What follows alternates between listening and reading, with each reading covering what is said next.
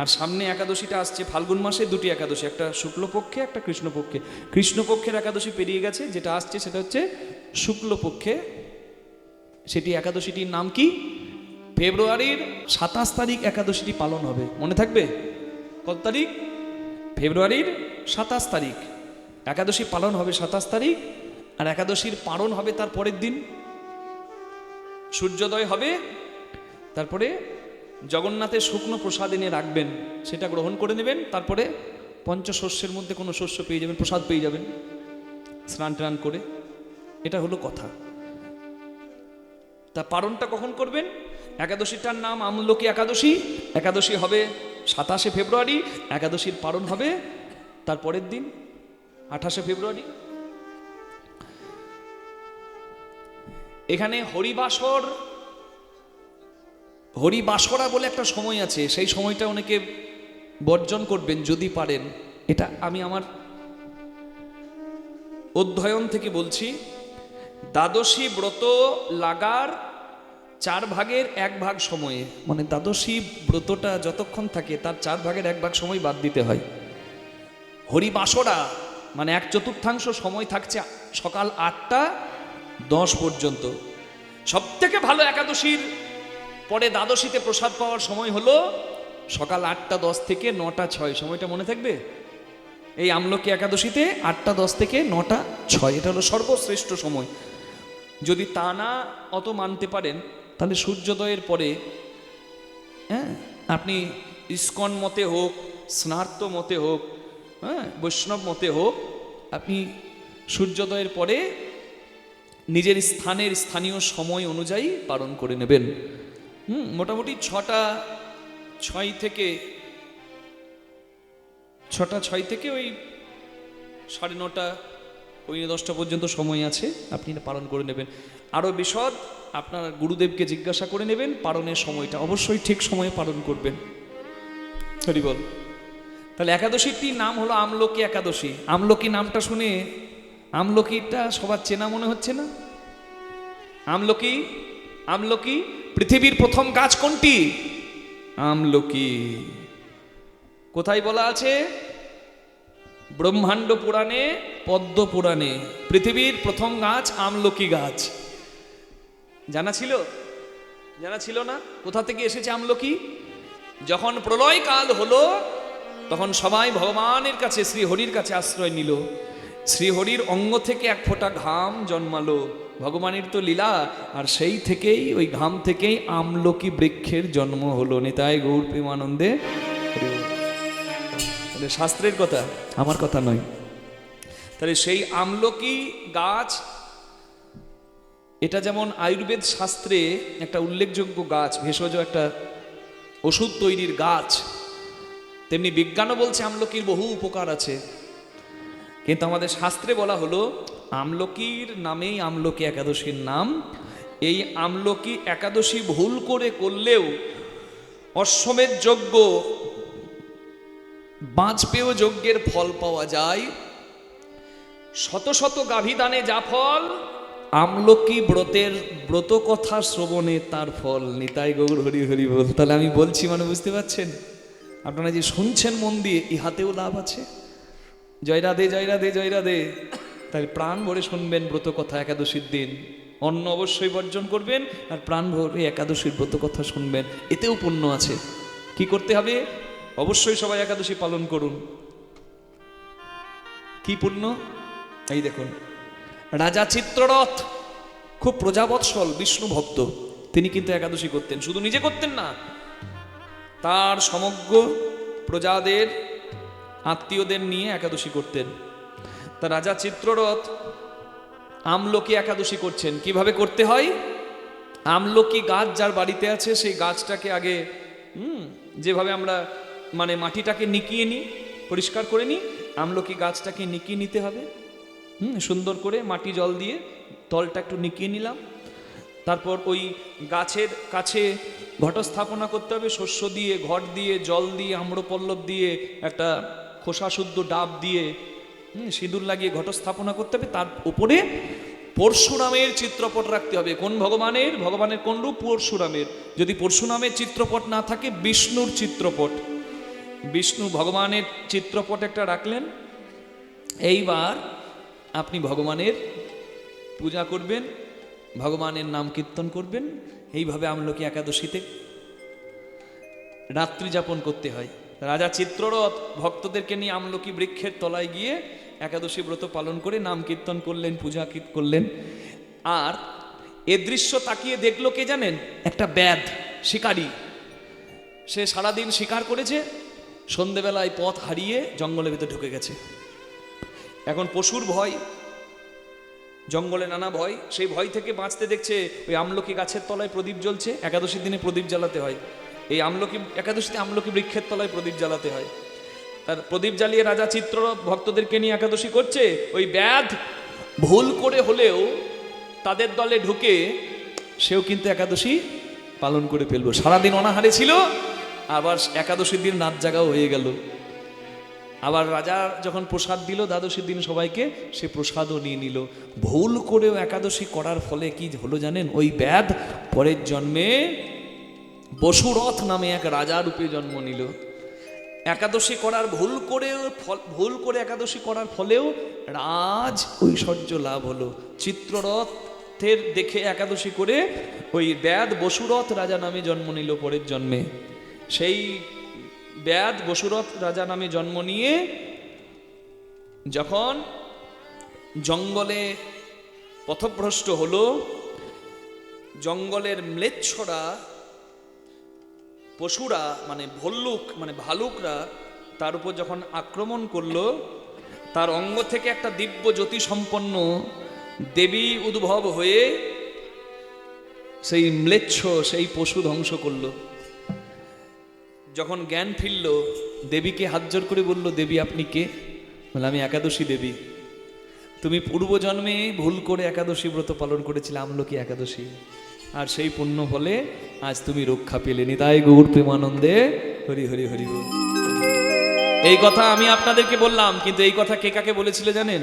কুরুক্ষেত্রের মাঠে কৃষ্ণ ভগবান যুধিষ্ঠিরকে বলেছিল। যুধিষ্ঠির কৃষ্ণ সংবাদে ভবিষ্যত্তর পুরাণে এটা বলা আছে। আর আমলকি একাদশীর কথা ব্রহ্মাণ্ড পুরাণে পদ্ম পুরাণে পরিষ্কার করে বলা আছে। একাদশী আপনারা সবাই পালন করবেন এই প্রার্থনা জানিয়েই কিন্তু আমি একাদশীর কথা বললাম। কি হবে?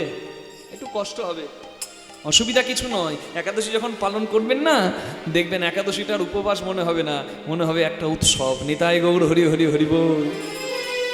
কিছু করার যেমন একটা আনন্দ হয়, জগৎ সংসারে সবার জন্য করলেন, যার জন্য আসা যাওয়া তার প্রীতিবিধানের জন্য যদি একটু কিছু করতে পারেন, যে শান্তিটা মনে পাবেন সেই শান্তি লাখ টাকা দিয়ে আপনি কিনে পাবেন না। নিতাই গৌর প্রেমানন্দে হরিবল হরিবল হরিবল।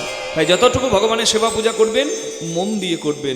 6 গোস্বামীর 1 গোস্বামী সনাতন গোস্বামী হরিভক্তি বিলাসে পরিষ্কার করে বলেছেন, সবাই একাদশী করতে পারবে। একটা প্রেগনেন্ট মেয়েও করতে পারে, একটা অসুস্থ বৃদ্ধ করতে পারে। ওষুধে ছাড় দেওয়া আছে, ওষুধ পাবে, কিন্তু একাদশী করতে পারে। দশমী থেকে দ্বাদশী 3 দিনের ব্রত হলো একাদশী ব্রত। একাদশী ব্রত মানে একদিনের ব্রত নয়, 3 দিনের ব্রত। দশমীর দিন একাহার করা, একবার আহার করুন। যদি তা না পারেন, দশমীর দিনে নিরামিষ অবশ্যই গ্রহণ করতে হবে। প্রসাদ গ্রহণ করুন। আর রাত 10টার মধ্যে খাওয়া দাওয়া শেষ করে দন্ত মার্জনা করে নিন, কারণ একাদশীর দিনে তো হবে না। হৌরকর্ম দন্ত মার্জনা করা যাবে না, কারণ রক্তক্ষরণ যদি হয় তাহলে একাদশী ব্রত ভঙ্গ হয়। দাঁত মাজতে গেলে তো অনেক সময় রক্ত বেরিয়ে যায়, একাদশী ব্রত তখন পরিপূর্ণ হয় না। একাদশীর ব্রতের দিন ভোরবেলায় উঠে সংকল্প করবেন, সূর্য ওঠার আগে অবশ্যই উঠতে হবে। ব্রহ্ম মুহূর্তে, না পারলে অন্তত যেন সূর্য উদয়ের আগে উঠে হাতে নেবেন তিল, তুলসী, কুশ আর জল। কি নেবেন? যদি এতগুলো না পারেন অন্তত তিল তুলসী নিয়ে বলবেন জল নিয়ে হাতে, হে মধুসূদন, হে জনার্দন, ওং নমো ভগবতে বাসুদেবায়, আমি তোমার নামে সংকল্প করলাম এই একাদশী ব্রত আমি নিষ্ঠাভাবে যেন পালন করতে পারি। একাদশী ব্রত করা মানে শুধু আহার সংযম নয়, আহার সংযম, বাক্য সংযম, নিদ্রা সংযম, সমস্ত কিছু সংযম। একাদশী, একাদশ ইন্দ্রিয়কে তার চরণে সঁপে দাও। চক্ষু, কর্ণ, নাসিকা, জিহ্বা, ত্বক, মুখ, পাদ, পানি, পায়ু, উপস্থ, 5টা কর্মেন্দ্রিয়, 5টা জ্ঞানেন্দ্রিয় আর একটি মন, এই সব কিছু দাও তার চরণে। চঞ্চলং হি মনকৃষ্ণ প্রমাতি বলভদ্রং তস্মাহং নিগ্রহং মনে বায়ুরিব সুদুষ্করম অসংস মহবাহু মনো দুর্নিগ্রহম চলম অভ্যাস নত কন্তেও বৈরাগ্য নচ গৃহতে। মনকে স্থির করা সব থেকে কঠিন কাজ। অভ্যাস আর ত্যাগের দ্বারা মন স্থির হয়, এটাই হলো মহাকাজ। কি বোঝা গেল? তাহলে একাদশী হলো অভ্যাস, একাদশী হলো ত্যাগ। এই যে সংযম, সংযম মানে কি? ত্যাগ। হ্যাঁ, একটা দিন করব, আর তারপরে দ্বাদশীর দিনে, দ্বাদশী যেখান থেকে লাগে তার 1/4 বাদ দিতে হয়। মানে প্রথম 4 ভাগের 1 ভাগ, দ্বাদশী ব্রত যতক্ষণ থাকে তার 4 ভাগের 1 ভাগ ব্রত বাদ দিতে হয়, তারপরে পালন করতে হয়। যদি তা না পারেন অত ঠিক রাখতে, অন্তত সূর্যোদয়ের পরের দিন, সূর্যোদয়ের পরে পালন করে নিলেও একাদশীর পালন হয়ে যায়। তাহলে একাদশী পালন করলেন, যে পারবেন নির্জলা, যে পারবেন না সজলা মানে জলাহার ফলাহার করবেন। কেউ যদি তা না পারেন, সাবুদানা ফ্রাই, সাবুদানার পায়েস, দুধ সাবু, তারপরে সূর্যমুখী তেল দিয়ে, সন্দক লবণ দিয়ে আলু ভাজা পেতে পারেন। খাবার অনেক আছে, কিন্তু খাওয়ার উৎসব তো আর একাদশী নয়। বেশি খাওয়ারে মন গেলে ভগবানকে স্মরণ ঠিকঠাক হবে না। অনেকে দেখি একাদশীর দিনে ওরে বাবারে যা আয়োজন করে, মানে খাবার উৎসব আর কি না। যেটুকু নইলে নয় সেটুকু পেতে হবে। যদি খুব আপনার অসুবিধা হয় অনাহারে থাকতে, তাহলে আপনি একটা শাকাহারও করতে পারেন। বৈধ যেসব সবজি আছে তা দিয়ে, সূর্যমুখী তেল বা ঘি দিয়ে আর সন্দক লবণ দিয়ে একটা সবজিও বানাতে পারেন, সেটাও পেতে পারেন, অসুবিধা নাই। কিন্তু নানা রকমের মশলা, নানা রকমের তেল, ধান জাতীয়, গম জাতীয়, জব জাতীয়, ডাল জাতীয় সমস্ত কিছু বর্জন করতে হবে। পঞ্চশস্য বর্জন করতে হবে, পঞ্চরবি শস্য এগুলো অবশ্যই বর্জন করতে। অনেকে ব্যাকহুইট খায়, অনেকে শ্যামা চাল খায়, অনেকে আবার আটা খেয়ে একাদশী করে। ওটা একাদশী হবে না, আটাদশী হবে, ওসব চলবে না। হরি বল। একাদশীর দিনে অন্ন বর্জন অবশ্যই করা উচিত, কিন্তু একাদশী করতে গেলে ওই সব শ্যামা চাল বাকহুইট ওসব চলবে না। হরি বল। নির্জলা ফলাহার শাকাহার যেটা হোক আপনি করুন, কিন্তু ভগবানকে স্মরণটা ঠিকঠাক করুন। বেশি বেশি নাম জপ করুন, বেশি বেশি শাস্ত্র অধ্যয়ন করুন। চৈতন্য চরিতামৃত, চৈতন্য ভাগবত, শ্রীমদ্ ভাগবত, শ্রীমদ্ ভগবত গীতা সমস্ত কিছু পাঠ করুন, বেশি আনন্দ পাবেন। ললাটে লিখিতং জস্তু ষষ্ঠী জাগর বাসরে ন হরি শঙ্কর ব্রহ্মাচান্যথা কর্তুমর্হসী। শিশু জন্মালে শিশুর জন্মের 6 নম্বর দিনে, যাকে বলা হয় ষষ্ঠীর দিন, সেই ষষ্ঠীর দিনে শিশুর কপালে বিধিলিপি লেখা হয়। আর ওই বিধিলিপি ন হরি শঙ্কর ব্রহ্মাচান্যথা কর্তুমর্হসী। ব্রহ্মা বিষ্ণু মহেশ্বর খণ্ডন করেন না। এই জন্য বলে যা আছে ভালে তাই ঘটে জীবের কালে কালে। কপাল কেউ নিতে পারবে না, কি মা? ওই জন্য কারোর উন্নতি বা কারোর অবনতি দেখে বেশি আনন্দও পাবেন না, বেশি দুঃখও পাবেন না। মিঠুন চক্রবর্তীকে সাংবাদিকরা জিজ্ঞাসা করে যে আপনি অন্যদের থেকে এত শ্রেষ্ঠ আসন পেলেন, কি গুণ ছিল আপনার?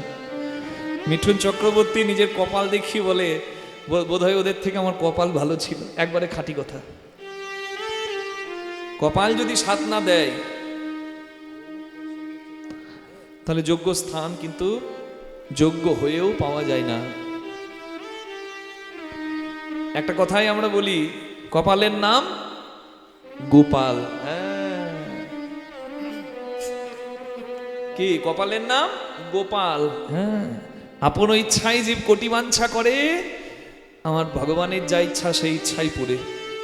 ব্যাগ হাতে দাঁড়িয়ে আছেন বগড়া চটিতে, ভাবছেন বাস ধরে যাব জয়দেবের মেলা কিংবা গঙ্গাসাগরের মেলা কিংবা পুরীধাম।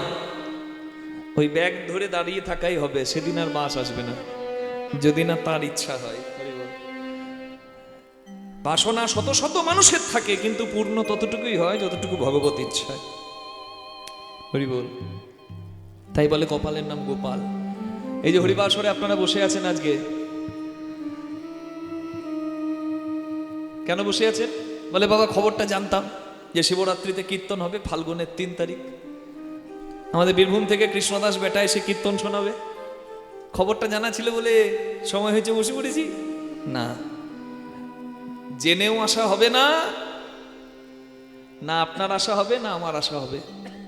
আমার কথা দেওয়া থাকবে কিন্তু আমি আসতেও পারবো না। আপনি ভেবেছেন আসবো কিন্তু আসা হবে না যদি না তার ইচ্ছা হয়। এটা ভাগ্যের গুণে হয় জানেন। এই মায়াবদ্ধ সংসারে আমরা যে হরি বিমুখ না হয়ে হরি ভজনের পথে আছি এই কলিকালে, এটা কম সৌভাগ্যের কথা নয় মা, এটা ভাগ্যে হয়। এই হরিবাসনের জায়গাটাও বড় ভাগ্যে হয়। একটা হলো সুকৃতি আর একটা হলো কৃপার গুণে। সুকৃতি মানে কিছু ভালো কর্ম করেছি আর সেই সুকৃতির ফলে হরি কথা শুনছি। ভক্ত প্রহ্লাদ দ্বাদশ মহাজন, দ্বাদশ বৈষ্ণবের মধ্যে একজন, কশ্যপ মুনির পুত্র হিরণ্যকশিপু, তার পুত্র প্রহ্লাদ। কশ্যপ মুনির বংশটা লক্ষ্য করে দেখুন, কশ্যপ মুনির অনেক স্ত্রী। এই যে কাশ্যপ গোত্র অনেকের আছে, চ্যাটার্জিদের, এই গোত্রটার উদ্ভব কশ্যপ মুনির থেকে। কশ্যপ মুনির স্ত্রী হলো দিতি, কশ্যপ মুনির স্ত্রী অদিতি, কশ্যপ মুনির স্ত্রী বিনতা, কশ্যপ মুনির স্ত্রী কদ্রু। দেখুন, কশ্যপ মুনির সন্তান রূপে দিতির গর্ভে দৈত্যদের জন্ম হলো, যারা দৈত্য, হিরণাক্ষ, হিরণ্যকশিপু। অদিতির গর্ভে দ্বাদশ আদিত্যের জন্ম হলো, 12 জন আদিত্যের জন্ম হলো, যেমন ইন্দ্র, বরুণ। বিনতার গর্ভে পক্ষীকুলের জন্ম হলো, ভগবান বিষ্ণুর বাহন গরুড়, সূর্যের রথের সারথি অরুর, এরা সবাই পক্ষী, এদের মায়ের নাম বিনতা। কদ্রুর গর্ভে সর্পকুলের জন্ম হলো, নাগ জননী হলো কদ্রু, যেমন কালীয় নাগ আদি অনেক। তাহলে এখানে লক্ষণীয় বিষয় কি? মা আলাদা, বাবা কিন্তু এক। কি? কারোর ছেলে দৈত্য, কারোর ছেলে দেবতা, কারোর ছেলে পক্ষী, কারোর ছেলে সর্প। তাহলে মা এক নয়, পিতা এক, মা আলাদা। কি বুঝলেন? মাটি যদি খাঁটি হয় ফসল ভালো হয়, মাটি যদি ভালো হয় সন্তান ভালো হয়। নিতাই গৌর হরি হরি হরি। একাদশী করে দ্বাদশীতে প্রসাদ পেয়েছে, ভগবানের কাছে হরিভক্ত সন্তান প্রার্থনা করে সংসারী নারী তাই স্বামীর সঙ্গে মিলিত হয়েছে। তার গর্ভের সন্তান। আর এক নারী দিন নাই, রাত নাই, সকাল নাই, সন্ধে নাই, পূর্ণিমা নাই, অমাবস্যা নাই, কাম প্রবৃত্তি শুধু নিবৃত্তির তরে স্বামীর সঙ্গে মিলিত হচ্ছে। এই দুইয়ের সন্তান কি কখনো এক হতে পারে? নিতাই গৌর হরি বল। আমাদের শাস্ত্রে পরিষ্কার বলা আছে, মায়ের গুণে সন্তান। হিরণ্যকশিপু যদিও দৈত্য, কিন্তু তার স্ত্রীর গুণ ছিল।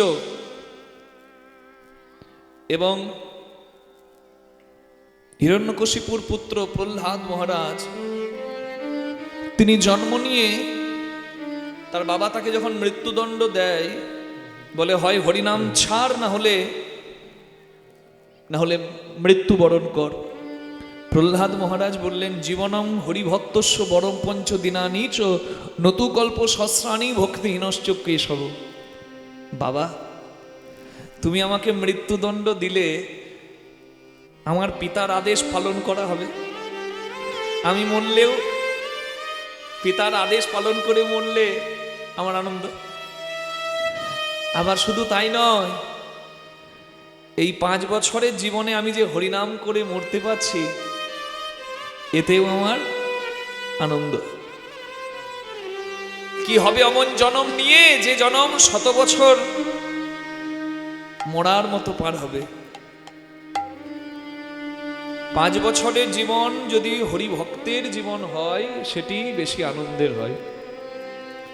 আর 100 বছর বেঁচে লাভ কি যদি হরি বিমুখ হয়ে কেউ থাকে।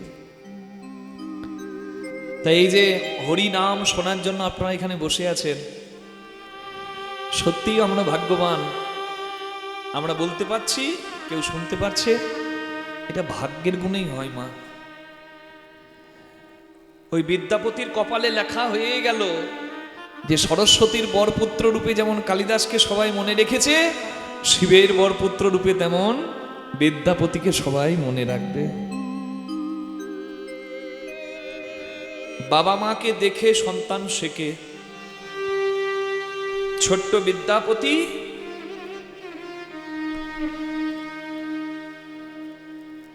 নামকরণের দিনে হামাগুড়ি দিয়ে বেড়াচ্ছে উঠানে।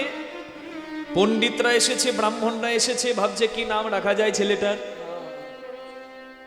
সবাই দেখলো ছেলেটা হামাগুড়ি দিয়ে এগিয়ে গেল, হাতের কাছে রাখা আছে একটা থালায় ধান, একটা থালায় কড়ি, একটা থালায় সোনা, একটা থালায় শাস্ত্র।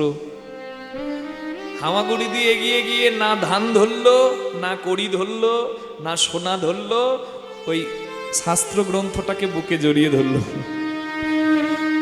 তখনই পণ্ডিতরা জয় দিল, জয় হোক গণপতি, জয় হোক তোমার, জয় হোক তোমার পুত্রের। এই ছেলের আমরা নাম রাখলাম, এই ছেলে বিদ্যার অধিপতি হবে, তাই এর নাম বিদ্যাপতি। আজি হইতে তব নাম হলো বিদ্যাপতি। হরি হরি হরি তব নাম হলো বিদ্যাপতি। তব নাম লইলে কলির জীব পাবে মহাগতি। তব নাম লয়ে কলি জীব পাবে পুণ্যগতি। তব নাম লইলে কলির জীব পাবে মহাগতি। তব নাম লয়ে কলি জীব পাবে পুণ্যগতি। আজি হতে তব নাম হলো বিদ্যাপতি। আজি হতে তব নাম হলো বিদ্যাপতি। নামটা কি দেওয়া হলো সবার মনে থাকবে? কি নাম মা? বিদ্যাপতি। লালয়েত পঞ্চবর্ষানি 10 বর্ষানি চ তারয়েত প্রাপ্তিতু ষোড়শ বর্ষে পুত্র মিত্রবৎ আচরয়েত। মা বাবার আচরণটা ভালো হতে হবে সন্তানের ভবিষ্যতের জন্য। মা বাবাকে দেখে তো সন্তান শেখে। Charity begins at home. বাড়ির পরিবেশটা সব থেকে ভালো হতে হবে সন্তানের ভবিষ্যতের জন্য। শুধু ভালো স্কুলে ভর্তি করে দিলেই হবে না, মা বাবাকে ভালো আচরণ করতে হবে। যা দেখবে ছেলে তাই শিখবে। 5 বছর পর্যন্ত ছেলেকে দাও স্নেহ। লালয়েত পঞ্চবর্ষানি। 5 বছর পর্যন্ত ছেলের প্রাপ্য স্নেহ। কিন্তু অনেক মা 5 বছরের আগেই বাচ্চাকে গায়ে হাত তোলে। না, আপনারা গায়ে হাত তোলেন না, বাচ্চার গায়ে হাত তোলেন না? কিছু রামচন্দ্র না না, হ্যাঁ না, 2-1 মা করে। ছেলেকে যা দেয় না, সারাদিনটা আমাকে জ্বালিয়ে মারলো, মরণ কেন আমার হয় না।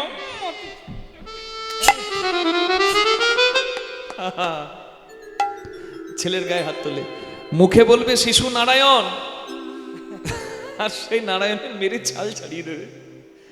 এ কেমন নারায়ণ সেবা আমি বুঝি না। 5 বছরের পূর্বে ছেলের গায়ে হাত তুলতে নাই, শাস্ত্রের নিষেধ আছে। লালয়েত পঞ্চবর্ষানি। তবে অধৈর্য হয়ে কেউ কেউ হাত তুলে ফেলে, কিন্তু আপনি আচরণটা শেখাবেন, গায়ে হাত তোলার প্রয়োজন হবে না। 10 বর্ষানি চ তারয়েত। 5 থেকে 15 এই সময়টা হচ্ছে শাসনের। এই কি ব্যাপারে তখন থেকে দেখছি? হ্যাঁ, সামনে বসে কি ব্যাপার, না বাবা ভয় পেও না, মানে এইরকম বকতে হবে আর কি, আমি তোমাকে বকি নাই, ওদেরকে বললাম। শাসন। আর প্রাপ্তি তু ষোড়শ বর্ষে, যখন 15 পার হয়ে 16 বছরে সন্তান পড়বে, পুত্র মিত্রবৎ আচরয়েত, সন্তানের সঙ্গে তখন বন্ধুত্বের সম্পর্ক করবে। বন্ধুত্ব মানে কি? এতদিন বাবা একা বিড়ি খেত, ছেলে 16 বছর হলে ছেলে কিনে বিড়ি খাবে নাকি? না, ওই বন্ধুত্ব নয়। জয়রাধে, অপরাধ মার্জনা করবেন। বন্ধুত্ব মানে মা বাবাই হয় সব থেকে বড় বন্ধু। কথাটা শুনেছেন তো সবাই? কেন বলে? ছেলে যদি কোনো বিপদে পড়ে, মা বাবা কখনো সন্তানের বিপদ চাইবে না। মা বাবাকে এসে যেন বিপদের কথাটা নির্দ্বিধায় ছেলে বলতে পারে, এইরকম ট্রান্সপারেন্সি থাকবে রিলেশনে, সম্পর্কে এইরকম বন্ধুত্ব থাকবে। হরি বল। বাবা দেখে শিব মন্দিরে পূজা করতে যায়, তাই বিদ্যাপতির মনেও ইচ্ছা জাগে, আমিও যদি শিবের পূজা করতে পাই। তাই বাবাকে একদিন বলছে, ও বাবা, তুমি মন্দিরে পূজা করতে যাও, আমাকে কেন নিয়ে যাও না? তুই গিয়ে কি করবি? কেন, আমি পূজা দেখব। তুই পূজা কিছু বুঝবি? বুঝিয়ে বুঝিয়ে দিলে আমিও মন্ত্র বুঝবো, পূজা বুঝবো। আচ্ছা বেশ, চল। আনন্দিত মনে দোহে চলিলা তুই ক্ষণে, আনন্দিত মনে দোহে চলিলা তুই ক্ষণে, আনন্দিত মনে দোহে চলিলা তুই ক্ষণে। পিতা পুত্র আইলা পূজার স্থানে, পিতা পুত্র আইলা পূজার স্থানে, গো পিতা পুত্র আইলা পূজার স্থানে। বলে জয় ভোলানাথ, জয় ভোলানাথ, জয় ভোলানাথ, জয় ভোলানাথ, জয় ভোলানাথ, জয় ভোলানাথ, ভোলানাথ জয় ভোলানাথ, তুমি তো নাথের নাথ, জয় ভোলানাথ, জয় ভোলানাথ, তুমি তো নাথের নাথ, কৃপাময়ী ভোলানাথ, তুমি দয়ানাথের নাম, কৃপাময় ভোলানাথ, তুমি দয়ানাথের নাম, কৃপাময় ভোলানাথ, তুমি দয়ানাথের নাম। কৃপাময় ভোলানাথ। জয় ভোলানাথ, জয় ভোলানাথ, আইলেন দুজনে শিব পূজার স্থানে। বাবা পুজো করছে, ছেলে পাশে বসে চুপ করে পূজা দেখছে। ধ্যায়ে নিত্যং মহেশম রজত গিরিনিভম চারু চন্দ্রাবতংশম রত্নাকল্পোচলঙ্গং পরশু মৃগ ভরাভীতিহস্तं প্রসন্ন্যম পদ্মাসীনং সমন্তৎ স্তুত অমরগণৈর্ব্যঘ্রকীর্তিং বসানম বিস্মাদং বিস্মবীজম নিখিল ভয়হরম পঞ্চবক্ত্রম ত্রিনেত্রম। এই বাবা, আমার সঙ্গে বল, ওং নমঃ শিবায়, ওং নমঃ শিবায়, নমঃ শিবায়, সবাই বলো। নমঃ শিবায়, ওং নমঃ শিবায়, ওং নমঃ শিবায়, ওম নমঃ শিবায়, ওম নমঃ শিবায়, ওং নমঃ শিবায়, ওং নমঃ শিবায়। ওম নমঃ শিবায়, ওম নমঃ শিবায়।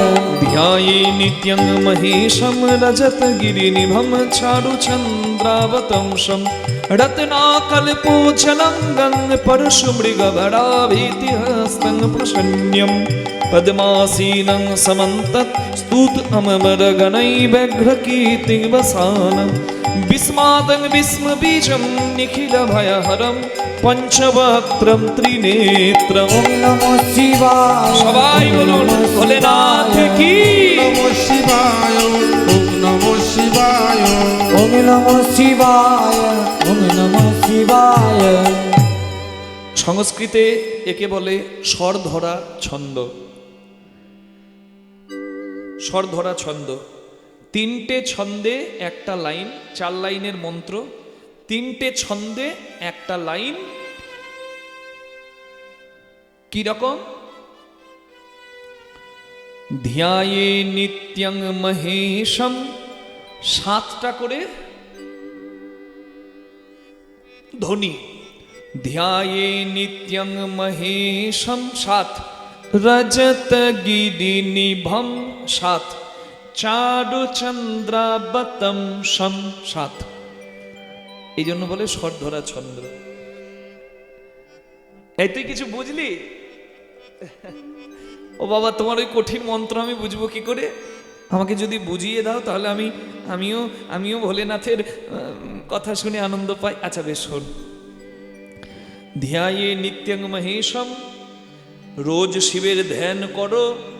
শুধু শিবরাত্রিতে আর শ্রাবণ মাসে শিব শিব বললে হবে না। দু একজনের শিব ভক্তি জেগে যায় এই শিবরাত্রিতে আর শ্রাবণ মাসে। ওরে শিবের ভক্ত, সারা বছর বাবার খবর নাই। জল ঢালতে যায় আর এমন নামে বাবার জয় দেয়, বাবাও ভাববে বাবা তোদের মতো সন্তান পেয়ে আমি ধন্য হয়ে গেছি। রাস্তায় রাস্তায় বাম্পার, আমার বাবার কত টেম্পার। ওরে সর্বনাশ, ওরে হতচ্ছাড়া, বাবা টেম্পার দেখালে ওই মহাকাল তোর কাল হবে। রোডে কত বালি, আমার বাবার কত শালি। বুঝুন, বড় বড় উঠছে, বাবার মাথা ঘুরছে, আরো কত কি। হে মহাদেব ক্ষমা করো, আমাকে বলতে হলো, কিন্তু না বললে তো হাতে হাড়ি ভাঙা যাবে না। এইসব কথা বলে শিবের অমর্যাদা করা যাবে না। শিবের ধ্যান করো রোজ। ওই হুজুকে পড়ে শিবরাত্রিতে আর শ্রাবণ মাসে শিব ভক্ত হয়ে গেলে লাভ হবে না। কষ্ট করলে ফল হয় নিশ্চয়ই। জল ঢালতে কত কষ্ট করে ভক্তরা যায়, কিন্তু মুখে এমন ভাষা বলে ওই কষ্টটা তাদের বিফল হয়ে যায়, অপরাধ হয়ে যায় তাদের। নিজের বাবাকে নিয়ে ব্যঙ্গ বিদ্রুপ করা যায় না, তাই ভোলানাথ যদি বাবা হয় তাকে নিয়েও কোনো ব্যঙ্গ বিদ্রুপ হবে না। রজত গিরি নিভম, রূপোর পর্বতের মতো তার জ্যোতি, তার দেহ।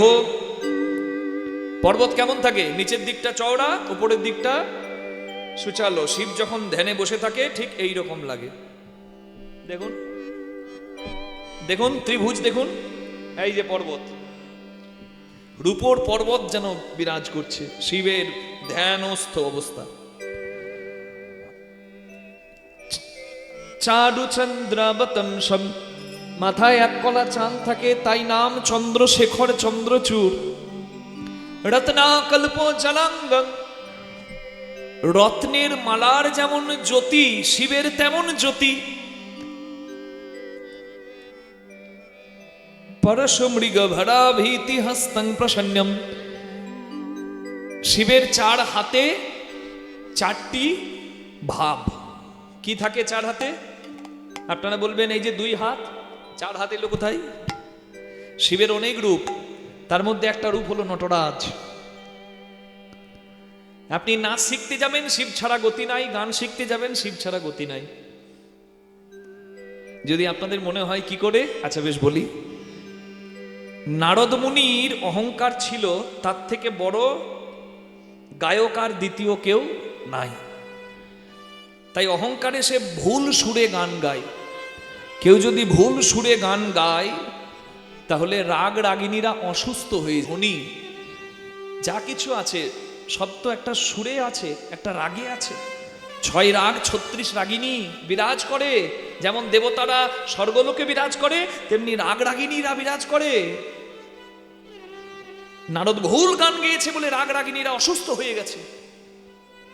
নারদ রাগ রাগিনীদেরকে দেখে অবাক হয়ে গেছে যে তারা অসুস্থ হয়ে পড়ে আছে। নারদ বলে, আপনারা অসুস্থ হলেন কি করে? বলে, আপনি অহংকারে ভুল গান গেয়েছেন বলে। নারদ বলে, আমি ভুল গান গেয়েছি? হ্যাঁ, তাহলে আপনারা ঠিক হবেন কি করে? বলে, কেউ যদি ঠিক গান গায়। বলে, কে ঠিক গান গাইবে? আমার থেকে ভালো গাইবে, আমিও দেখি। আচ্ছা, কে গাইতে পারে? আপনার নামটা তো বলুন। বলে, মহাদেব। শিব কৈলাস পর্বতে ঠান্ডায় বসে থাকে, ঠান্ডা লেগে বোধহয় গলা ধরে গেছে, সে আবার গান গাইবে? বলে, সেই গান গাইবে, কারণ পৃথিবীর শ্রেষ্ঠ সঙ্গীতজ্ঞ মহাদেব। শিবের কাছে গিয়ে নারদ বলছে, মামা তুমি গান ধরো, না হলে রাগ রাগিনীরে ভালো হবে না। বলছে এই নারদ, তুই গান গাইতে বললে আমি গান গাইবো? আমার গান যে আমি গাইবো, আমার শ্রোতা কোথায়? বলছে কেন আমি শ্রোতা? মানে তুই আবার শ্রোতা হলি কবে থেকে? অহংকারে ভুল রাগ গেয়ে তো রাগ রাগিনীদের অসুস্থ করে দিয়েছিস। ঠিকই কথা, শ্রোতা চঞ্চল গায়ক উত্তম হবে না? হবে। গায়ক মানে শ্রোতা উত্তম, গায়ক ভালো নয়, হবে? হরিবাসর তখনও সুন্দর হবে না। গায়ক এবং শ্রোতা উভয়কেই উত্তম হতে হবে, তবে একটা হরিবাসর সুন্দর হবে। আমি কীর্তন গাইছি, সামনে বসে একজন পা ছড়িয়ে যদি বিড়ি ফোকে, হবে? আমার ভাল লাগবে? আমার মনে হবে বাবা কতক্ষণ সময়টা পার করে দিই, নেমে পালাই একবার। হ্যাঁ, এই জন্য ভক্তির ভাব যেমন হয় সেই দিন কীর্তন তেমন হয়। যেদিন ভগবান কৃপা করে যতটুকু বলায় ততটুকুই উচ্চারণ হবে, তার বাইরে নয়।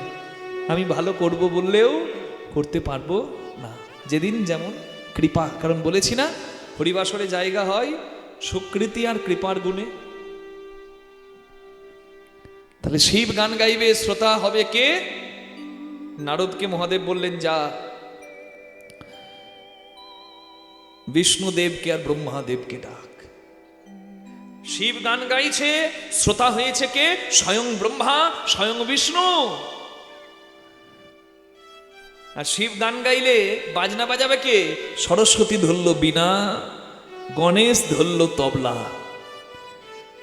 গান গাইলেন মহাদেব, এমন ওঙ্কার নাদ ধরেছেন, ওই ধ্বনি শুনতে শুনতে যেন মন মোমের পুতুল গলে যায়, তেমনি শিবের গান শুনে বিষ্ণু গলে যেতে লাগলো। একটা মোমের পুতুল গলার মতো বিষ্ণু স্বয়ং ভগবান গলতে শুরু করেছে শিবের গানে। বিষ্ণু অঙ্গ যেন গলে গলে পড়ছে। আর ওই বিষ্ণু গলা জল শ্রী বিষ্ণুর দক্ষিণ চরণ দিয়ে বেরিয়ে এলো। সঙ্গে সঙ্গে ব্রহ্মা সেই জলকে কমণ্ডলে ধারণ করলো। সেই জলকেই আবার মহাদেব জটায় ধারণ করেছে, আর সেই জলকেই ভগীরথ গঙ্গা সাগরে এনে মিশিয়েছে। সেই জলই বিষ্ণু গলা জলই গঙ্গা জল হলো। নিতাই গৌর প্রেমানন্দে হরি হরি বল। কত সুন্দর শাস্ত্রের বর্ণনা। শিবের গান শুনে বিষ্ণু মোমের পুতুলের মতো গলে গিয়েছিল, আর বিষ্ণু গলা জল গঙ্গা জল হয়ে জগতে এলো। কে? তাহলে শিব শ্রেষ্ঠ গায়ক, গায়ক শিব, আবার শ্রেষ্ঠ নৃত্যের শিল্পী শিব। কারণ শিবের নাম নটরাজ। আমি বললাম যে চার হাতে চারটি ভাব, আপনারা ভাবছেন দেখে তো মনে হচ্ছে শিবের দুটি হাত, তাহলে চারটি হাত কোথায়? চারটি হাত যখন তাণ্ডব নৃত্য করেছেন মহাদেব নটরাজ রূপে। ওই যে নটরাজ পেন্সিল, নটরাজের জ্যামিতি বক্স দেখেন নাই? দেখেছেন? হ্যাঁ, হরি হরি বল। শিবের অনেক রূপ আছে, তা একটা রূপে শিব দাঁড়িয়েছে কিভাবে? এই যে এক হাতে পরশু, এক হাতে মৃগ, এক হাতে বর, এক হাতে অভয় মুদ্রা। পরশু মৃগ বরা ভীতি হস্তং প্রসন্ন্যম পদ্মাসীনং সমন্তত, পদ্মাসনে বসে থাকে। স্তুত আমরগণাই, চারিদিকে দেবতারা তার স্তব করে। ব্যাঘ্র কীর্তিং বসানম, শিবের অঙ্গে থাকে কি ছাল? শিবের ড্রেস বলুন কি ছাল? বাঘছাল। শুধু বাঘছাল নয়, নিচে বাঘছাল, ওপরে হরিণের ছাল। ব্যাঘ্র কৃত্তিং মানে, কৃত্তি মানে ওই যে কৃত্তিবাস ওঝা আছে, কৃত্তি মানে হরিণের ছাল, কৃত্তি মানে হরিণ। ব্যাঘ্র কৃত্তিং বসানম বিস্মাদং, বিশ্বের আদি। আদি কি? বিশ্বের আদি। বাহ, ভালো গান নাচছে তো মা আমার। আমি বলছি শিব বিশ্বের আদি বলে। হ্যাঁ, আচ্ছা শিব যদি আদি, শিবের আদি কেউ নেই? শিবের কি জন্ম হয়নি? শিবের কি বাবা নেই? শিবকে বলে সবাই বাবা, শিবের বাবা কে? চাঁদকে বলে সবাই মামা, চাঁদের মামা কে? এটা এখন বলবো না, শেষ পর্যন্ত যে কীর্তন শুনবে সেই শুনতে পাবে। কীর্তনের শেষে বলবো নিতাই গৌর প্রেমানন্দে হরি হরি বল। আমিও দেখি কার কত ধৈর্য। নিখিল ভয়া হরম দুঃখ হরণকারী, পঞ্চবক্ত্রম পাঁচটি মাথা তাই পঞ্চানন, ত্রিনেত্রম তিনটি চোখ তাই শিবের নাম ত্রিলোচন। দুটি হাত তুলে তাই সবাই বলুন ওং নমঃ শিবায়, ওং নমঃ শিবায়, ওং নমঃ শিবায়, ওং নমঃ শিবায়, ওং নমঃ শিবায়, ওং নমঃ শিবায়, ওং নমঃ শিবায়, ওং নমঃ শিবায়, ওং নমঃ শিবায়, ওং নমঃ শিবায়, ওং নমঃ শিবায়, ওং নমঃ শিবায়। ওং নমঃ শিবায়, ওং নমঃ শিবায়। এই হাঁ কর।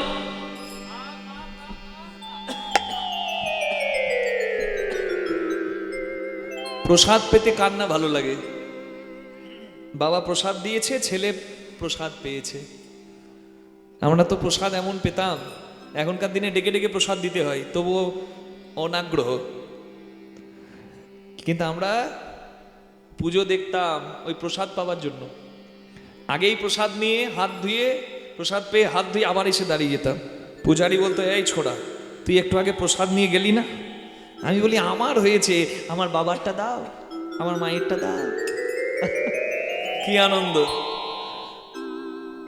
খুব আনন্দে কাটছিল বিদ্যাপতি শিশুবেলা, শৈশবকাল, মা বাবার স্নেহ ছায়ায়। কিন্তু ভক্তের জীবনে সুখের দিন কম আর দুঃখের দিনটাই হয় বেশি। বিদ্যাপতির পুরো জীবনটাই পরীক্ষা দিতে দিতে পার হলো। বলছে পাথরের মতো বুক যার, এই বিদ্যাপতির কথা শুনতে শুনতে তারও চোখে জল আসে। এত কষ্টের জীবন তার। বলে না, যে তাকে ভালোবাসে সে তাকে কাঁদায়। ছোট্টবেলায় বিদ্যাপতি মাকে হারালো। একটা বাচ্চার কাছে সব থেকে প্রিয় হয় তার মা। ঘুম থেকে ওঠা থেকে শুরু করে ঘুমাতে যাওয়া পর্যন্ত মা ছাড়া চলে না, বলুন।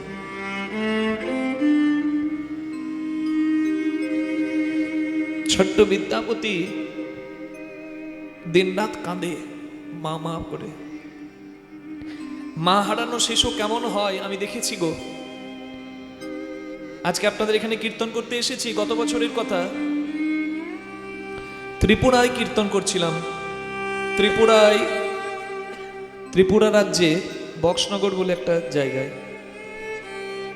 কীর্তনের আগে অনেকগুলো ছেলে আমার সঙ্গে দেখা করতে এসেছে, বাচ্চা বাচ্চা ছেলে। মুখ ভরা হাসি, কারোর হাতে চকলেট, কারোর হাতে খেলনা। কিন্তু সবার পেছনে একটা বাচ্চা মেয়ে মাথা নামিয়ে ভয়ে কাঁপছে। আমার ওই দিকেই চোখ গেল। আমি ডাকলাম, খুকি এখানে এসো মা। বাচ্চা মেয়েটা এসে দাঁড়িয়েছে, কিন্তু ভয়ে কাঁপছে। আমি বলি, তুমি ভয় পাচ্ছ কেন? হ্যাঁ, আমার সঙ্গে কথা বলবে না? কি নাম তোমার? মেয়েটা কাঁদতে কাঁদতে চলে গেল। আমি অবাক হয়ে গেলাম। যাই হোক, হাতে সময় ছিল না। মন্দিরে প্রণাম করে আসরের দিকে যাব বলে বের হলাম। দেখলাম বাচ্চাগুলো মায়েদের কোলে চেপে গেছে, মানে নিজের বাচ্চাকে কোলে নিয়ে নিয়েছে মায়েরা আসরে যাবে বলে। কিন্তু ওই বাচ্চা মেয়েটা একটা বুড়ির হাত ধরে দাঁড়িয়ে আছে। তখনই আমার সন্দেহ হলো।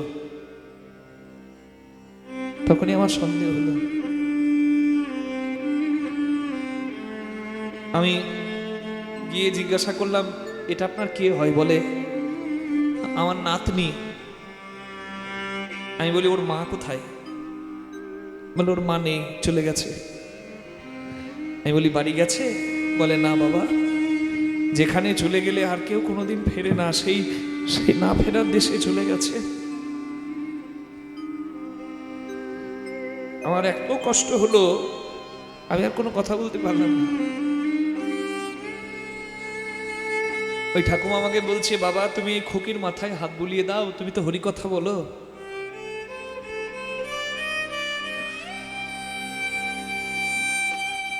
আমি মাথায় হাত বুলিয়ে দিয়ে আমার গোবিন্দের কাছে প্রার্থনা করলাম, জগতে যার কেউ নাই, তুমি তো তার। তুমি এই খুকির জীবনটা সুন্দর করো। যতক্ষণ কীর্তন করলাম এই বাচ্চাটাকে আমি দেখলাম তাকিয়ে তাকিয়ে মাঝে মাঝে, কিন্তু একবারও মুখে হাসি দেখলাম না। আজ আমি বগড়া এই মোড় থেকে এখানে আসবো করে গাড়ি থেকে যখন নামলাম,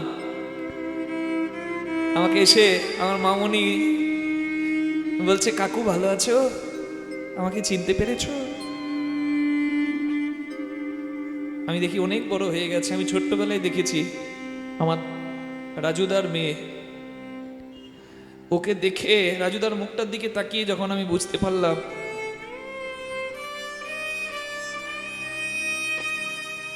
তখন আমার সেই পুনরায় সেই ঘটনার স্মরণ হলো।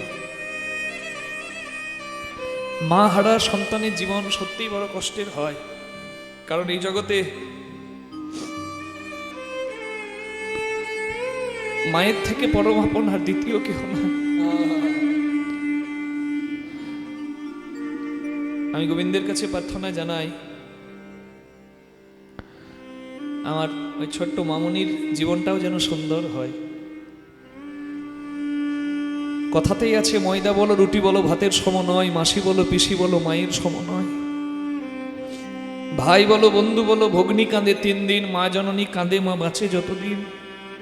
মা যদি মরেও যায় শ্মশানে হাড় থাকে পোতা, শ্মশান থেকেও কাঁদে মা বাছা রহিলি কোথা।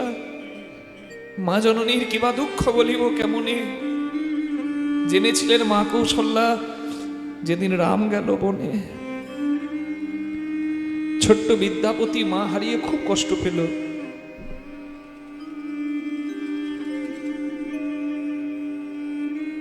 বাবা একদিন বিদ্যাপতির কাছে এসে বলল, খোকা, যে যাবার সে তো চলে যায় রে, যার কর্মফল যেদিন শেষ হয় তাকে সেদিন চলে যেতে হয়, আসা যাওয়া সব তার ইচ্ছাই হয়। তুই মা মা বলে কাঁদিস না, তোকে দেখে আমার বড় কষ্ট লাগে। শোন, আমি তোকে এক মায়ের সন্ধান দিচ্ছি, তুই সেই মায়ের কাছে যা, মা মা বল, দেখবি সেই মা তোকে কোলে নেবে। বাবা, আমার মতো মামরা ছেলেকে কোলে নেবে এমন মা কোথায়? বলে সেই মায়ের নাম মা গঙ্গা। প্রতিদিন গঙ্গা স্নান করবি আর গঙ্গাকে মা বলে ডাকবি। বাবার কথা মতো বিদ্যাপতি 5 বছর থেকে 6 বছর টানা 1 বছর, কি শীত কি গ্রীষ্ম কি বর্ষা, নিত্য সূর্যোদয়ের আগে গঙ্গা স্নান করে। আর সূর্য উঠলে সূর্য প্রণাম করে, ব্রাহ্মণের ছেলে তো, তারপর বাড়ি আসে।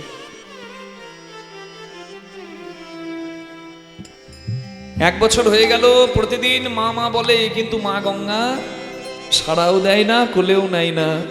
তাই একদিন দুঃখ করে মা গঙ্গাকে বলছে, মা बर सुख सारो पवल तू अतीरे, बड़ सुख सारो पवल तू तीरे। छोड़ते निकट नयने बहे नीर, ছড়াইতে নিকট নয়নে বহে নীরে। তোমার কাছে এসে আমার আনন্দ হয়, আর তোমার কাছ থেকে দূরে গেলে আমার দুঃখ হয়। মা, কি করব ছপে তপ যোগ ধ্যানে, কি করব জপ তপ যোগ ধ্যানে, কি করব ছপে তপ যোগ ধ্যানে, কি করব জপ তপ যোগ ধ্যানে। जन्म की तारीफ एक ही सिनाने, जन्म की तारीख एक ही सिनाने। তার সকলে জ্বালা জুড়ায়ে তার যাই মা, সকল জ্বালা জুড়ায়ে যাই মা। তেমন যে জন তোমারে চলে স্নান করে তার সকল জ্বালা জুড়াইয়ে যাই মা যেজন তোমার জলে স্নান করে বলিও গো মা পাপ হারিনি যেজন তোমার হৃদয় গৌর হরি করে মা পাপহারিণী তোমার জলে স্নান করে মা পাপহারিণী তোমার জলে স্নান করে তার সকল জ্বালা জুড়াইয়ে যায় মা জন্ম কি তারিথ একহি সিনানে। আমি যে গানটা গাইছি এটা হলো বিদ্যাপতি ঠাকুরেরই পদ। ছোট্টবেলায় গঙ্গা মায়ের জন্য বিদ্যাপতি ঠাকুর এই গান লিখেছে, আর মা গঙ্গাকে গেয়ে গেয়ে অভিমান জানাচ্ছে। ইকে অপরাধ ছিমাবো মুই জানি, ইকি অপরাধ সীমাব মরি জানি लागल माए पाई तुआ पानी। लागल माए पाई तुआ पानी। মা তোমার জলে স্নান করতে গিয়ে আমার একটা ভয় হয়। কি ভয় জানো? অপরাধের ভয়। তোমার জলে স্নান করতে নামলে তোমার জলে আমার পা লাগবে। আমি জানি ছেলেকে যখন মা কোলে নেয় ছেলের পাটা তো ভুল করে মায়ের বুকেও লাগে। কই মা তো ছেলেকে দোষ দেয় না। তোমার জলে স্নান করতে নামলে তোমার গায়ে তোমার বুকে আমার পা লাগবে। তুমি তো মা, তুমি যেন ওই অপরাধ নিও না মা। আমার অপরাধ নিও না মা। তোমার বুকে পা লাগলো বলে আমার অপরাধ নিও না মা।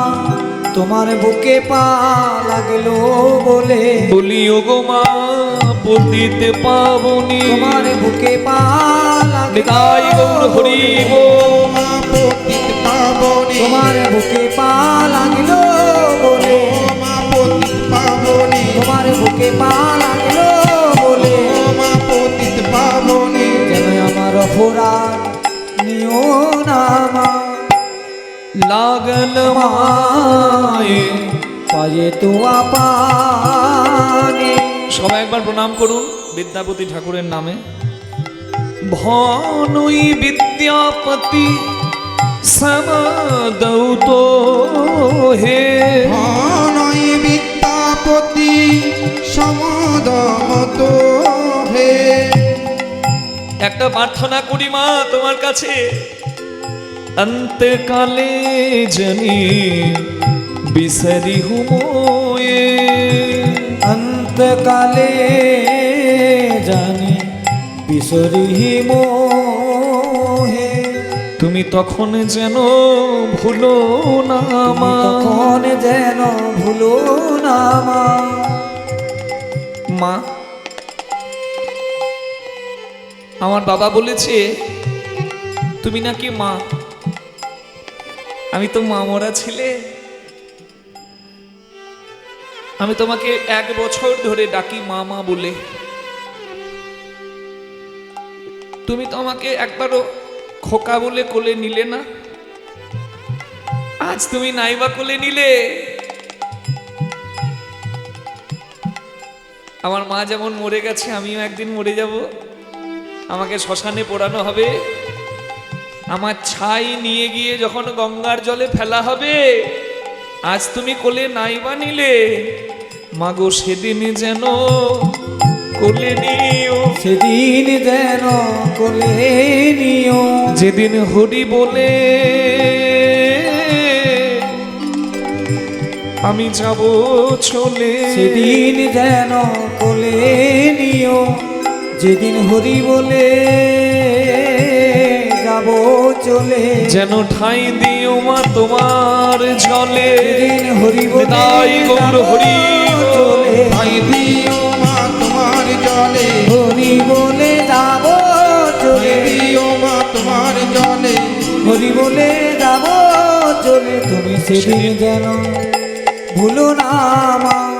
অন্ত্যকালে জানি কিশোরী হিমো সবাই বলুন গঙ্গে মা গঙ্গে মা গঙ্গে মা গঙ্গে গঙ্গে মা গঙ্গে নম গঙ্গে মা গঙ্গে নম গঙ্গে মা গঙ্গে নম গঙ্গে সদ্য পাতক স্রহন্তি সদ্য দুঃখ বিনাশিনী সুখদামক্ষদা গঙ্গা গঙ্গৈব পরমাগতি।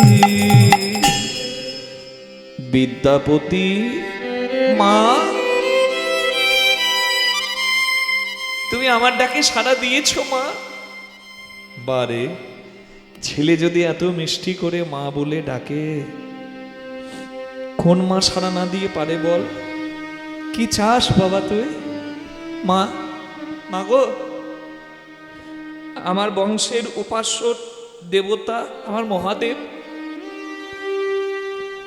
তোমার জলে তুলসী পাতা দিলে নাকি সেই তুলসী পাতা হরির চরণে যায়, তোমার জলে বেলপাতা দিলে নাকি তা আমার মহাদেবের কাছে যায়।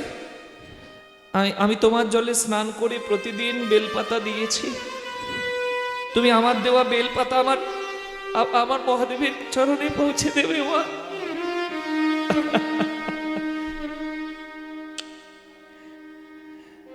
চোখের জল মোচ, আমি তোর এই প্রার্থনা আমার শিবের কাছে জানাবো আর বলবো, হে মহাদেব তুমি একদিন ছোট্ট বিদ্যাপতিকে কৃপা করো, আর কোনোদিন কাঁদবি না মামা বলে, আয় আমার কোলে, আজ থেকে আমি তোর মা। এই জন্য বলে ভালোবাসা দিয়ে কি জয় হয় না। মা মরা ছেলে মা গঙ্গাকে পেল মা বলে। বিদ্যাপতি ডুবে গেল সেই দিন থেকে শিবের পূজায়। 9 বছর বয়সে পৈতে হলো, ব্রহ্ম জ্ঞান হলো, ব্রহ্ম জানায়তে ব্রাহ্মণ হলো। বাবা বলে আমি আর পারি না মন্দিরে পূজা করতে, তুই পূজা করিস বাবা, আমার আর শরীর চলে না। বাবা গণপতি ঠাকুর বিদ্যাপতির ওপর পূজার দায়িত্ব দিল।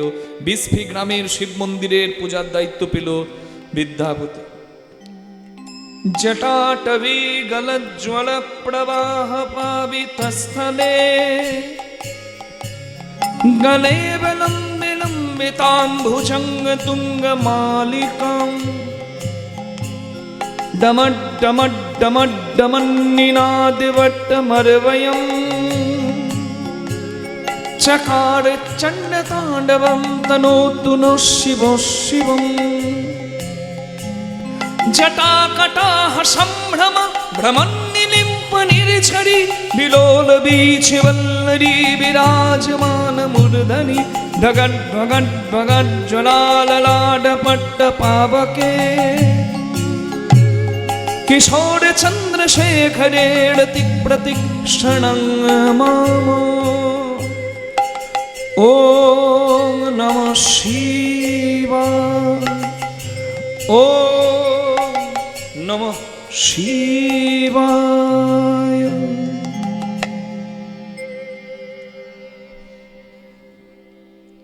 নয় থেকে 18, 9 বছর একনিষ্ঠভাবে শিবের পূজা করল। 18 বছরে গিয়ে আমার মহাদেবের কৃপা পেল। যদিও তার নাম আশুতোষ, অল্পতেই সন্তুষ্ট হন, কিন্তু বিদ্যাপতি অনেক কষ্টের পর মহাদেবের কৃপা পেল। সবাই একবার দুটি হাত তুলে আমার সঙ্গে জয় দিন। भोले बाबा की जय, शिव शंकर की जय। भोले बाबा की जय, शिव शंकर की जय। भोले बाबा की जय, शिव शंकर की भोले जय। बाबा की जय, शिव शंकर की जय। त्रिपुरारी की जय, तारनहारी की जय। त्रिपुरारी की जय, तारनहारी की जय। त्रिपुरारी की जय, तारनहारी की जय। त्रिपुरारी की जय, तारनहारी की जय। शिवाय त्रिपुरारी की जय तारखारी की जय शंकर भोले भंडारी तुम जल जल के रीतिकारी शंकर भोले भंडारी तुम जन जन के रीतिकारी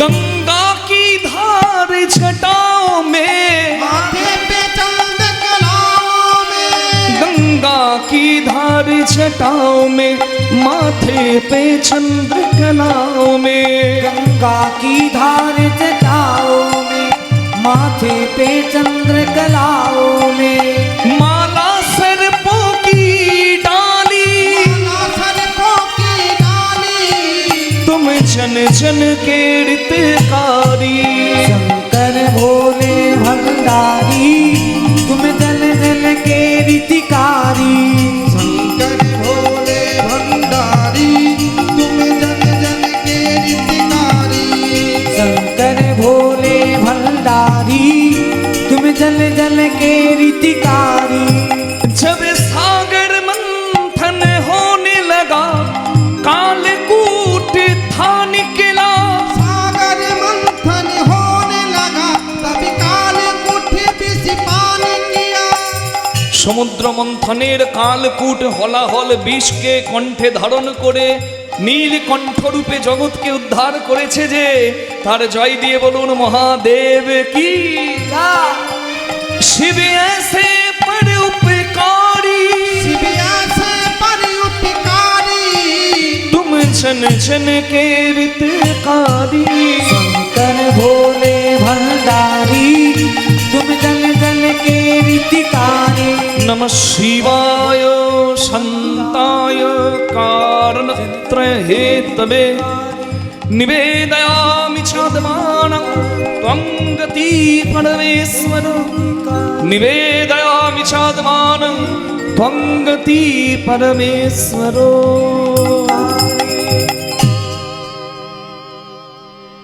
বিদ্যাপতি অল্পতেই খুশি হই বলে আমার নাম আশুতোষ মহাদেব। তোর বাবা, তোর দাদু, তোর পূর্বপুরুষ সবাই আমার চরণে বেলপাতা দিয়েছে, কিন্তু আমি কাউকে সাক্ষাৎ কৃপা করতে আসিনি। কিন্তু আমি তোর কাছে এলাম কারণ তুই যে সবার থেকে আলাদা রে।